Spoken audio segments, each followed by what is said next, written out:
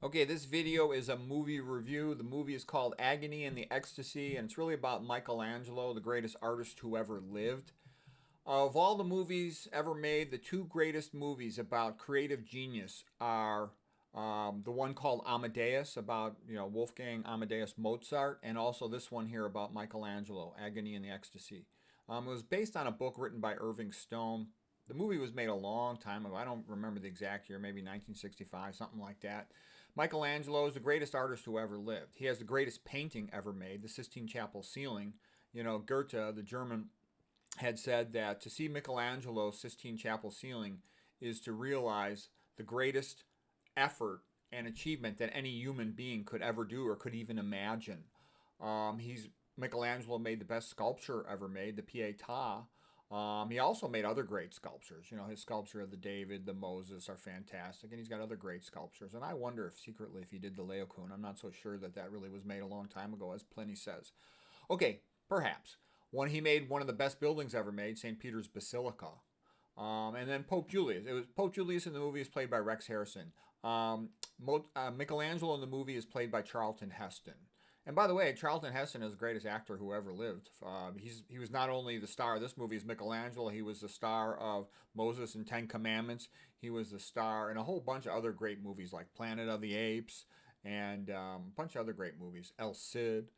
All right, so anyways, Rex Harrison did a great job as Pope Julius, and I love Pope Julius. I think he's one of the greatest popes that ever lived. Yes, he had several children. Well, so what? I think priests and popes and cardinals should all be married and have kids. You learn about a lot about life from having a wife and kids. He was rumored to have syphilis. So what? Okay. Unlike the modern popes, the modern organized Catholic Church has been largely taken over by homosexuals, and a lot of them are pedophiles, and they're destroying the church, and nobody can do anything about it because they kind of got a lock grip on it, and it can't be fixed until they allow married men to be priests. And you'll have much more talented, intelligent people. I mean, whenever I think of a Catholic priest, I think of a low IQ, boring person, okay? And that's why there's such a paucity of great Catholic writers that are actually priests. There's a lot of great Catholic writers, but not that are actually priests. It used to be you'd have 10 kids. Nowadays, people only have one and a half or two kids, so they don't want to send their son to be a priest. All right, well, anyways, getting back to Pope Julius. Why do I think he's so great? Well, he was a brave man when some of the other Italian city-states were trying to take over Rome. He would fight back against them or take away papal properties. He also fought against France, and France had a big advantage. They had a national army versus he just has a little Vatican Roman army. So he was often outmanned. He was a skillful negotiator, administrator. He commissioned Michelangelo for the Sistine Chapel and for his tomb, which has magnificent statuary on it. He commissioned Raphael for the School of Athens and for other paintings. That's in the Stanza Signatura. That's one of the greatest paintings ever made. I'll show it in this talk in just a moment. He commissioned Michelangelo and Bramante to remake St. Peter's Basilica. And artists back in those days were also architects. And you might say, well, they don't have the expertise of the modern architect. BS. Their buildings are more magnificent than the stuff made today. Cathedrals are the greatest buildings ever made, okay? And it's not a coincidence. All this stuff comes from the Christian church, especially the Catholic Church. They invented the scientific method. They make the most beautiful paintings, the most beautiful sculpture, the most beautiful buildings, okay?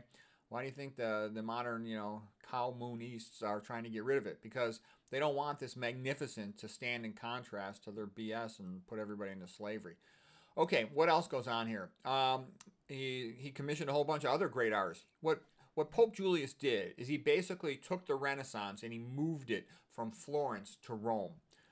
He had a lot of patronage, So what more could one pope do? And that's one of the reasons too why I disagree with, Martin Luther. Martin Luther saying, "Oh, with indulgences, the papacy just wasted the money." No, they did a lot of good things. They were defending the church, and they also commissioned the greatest art that's ever been made in the history of the world. So here's Michelangelo sitting in the Sistine Chapel. And in order to film this movie, they had access. The whole thing, was filmed in Rome and inside the Sistine Chapel. And you can see the Sistine Chapel, the building, the ceilings. These are all the side walls that had been painted in the 1400s. And then Michelangelo's job was, of course, painting the ceiling. And, Charlton Heston did a great job as Michelangelo. Here's just a panoramic photograph of the ceiling of the Sistine Chapel. And it's magnificent, okay? The greatest painting on the whole Sistine Chapel ceiling is the creation of Adam, okay? But the whole thing is magnificent. Initially, Pope Julius had wanted Michelangelo to just paint the apostles, And Michelangelo basically refused. He got pissed off. There's the creation of Adam right there. There's God and there's Adam. And he was originally refusing to do it. And there's a lot of arguments between both of them because they're both real strong-willed, brilliant men. Okay, here's a view, looking at the far wall with later painting that was done, The Last Judgment, also by Michelangelo. That's another masterpiece, all-time magnificent painting. So it's just stunning. It's just stunning how magnificent it is. Okay, here is the best of all the parts. This is the creation of Adam, and again, the idea that man is created in the image of God and therefore part divine and therefore entitled to some intrinsic rights, as is enshrined in the Constitution: free speech, privacy, the right to life, etc.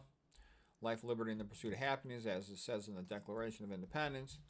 Okay, now here is Raphael, and Raphael's great too. Raphael was a great artistic genius, in terms of like elegant style. He was better painter than Michelangelo. Michelangelo just was called terribilità. He had more gravitas. He sort of took the massive structure and force and power of sculpture and put it into painting. And so here's Raphael making the School of Athens. You can see Pope Julius looking at it as it's almost finished. It's magnificent. It's beyond great. There's Raphael, bowing in respect. Pope Julius was the big dog in Rome in those days. Okay, so here's the School of Athens. I mean, how much more magnificent can that be? Raphael had gone in and seen the Sistine Chapel ceiling being painted by Michelangelo before it was finished, and he was in awe of it, so he painted Michelangelo into this picture of the School of Athens. The School of Athens is mostly Greek philosophers and scientists and other scholars, Pythagoras, etc., and in the background of a Roman type of architecture. And what the great thing about it was it showed the attitude of the Renaissance Pope Julius that he could take what was best from, pagan traditions and cultures and just sort of add them to Christianity. Christianity is great at doing it. That's called syncretism, to add, wisdom and knowledge and skill from other cultures to your own culture. And why not do that, okay? And why not enjoy these beautiful, magnificent paintings? That's one of the things where I think Protestantism really screwed up by not allowing more paintings, okay? Because, how do you think you communicate? The vast majority of people are illiterate. You communicate and teach them stuff by showing them pictures. And that, of course, is Aristotle pointing down to the ground, saying, let's be practical and down to earth and reasonable and logical and study. And that's Aristotle pointing up to the sky, the heavens, the land of the perfect forms. Aristotle was much of a mystic to a large extent. Okay, Raphael painted other paintings. Here's Raphael's painting of Pope Julius himself when he was quite old. Here's a painting of the Sistine Madonna. I know a lady doctor who looks exactly like that. Anyways, it's a beautiful painting. This was Pope Sixtus del Rovere, so he was actually related to Pope Julius. And these two little angels down here, those are the angels that were on the cover of one of the Van Halen albums. Okay, and here is Pope Julius, Rex Harrison, talking to Bramante, the great architect, on their plans for how to build the St. Peter's Basilica. And here's a painting of it. There's Pope Julius, a tough old guy. And there's Bramante. He was also bald. He's a little older than Michelangelo. There's Michelangelo there. And that's Raphael. Okay, and here's just one painting of St. Peter's Basilica. And once again, just like in the cathedral, you see all this magnificent statuary. It's magnificent. And it really captures the creative personalities of Michelangelo and of Pope Julius. And that's why I think it's a 10 out of 10 stars. I love this movie. I think it's fantastic. Like, this movie, Amadeus, are amongst my 2 all-time top favorite movies. So where can you find it? I was able to watch it on the internet. I have ways of finding movies and videos.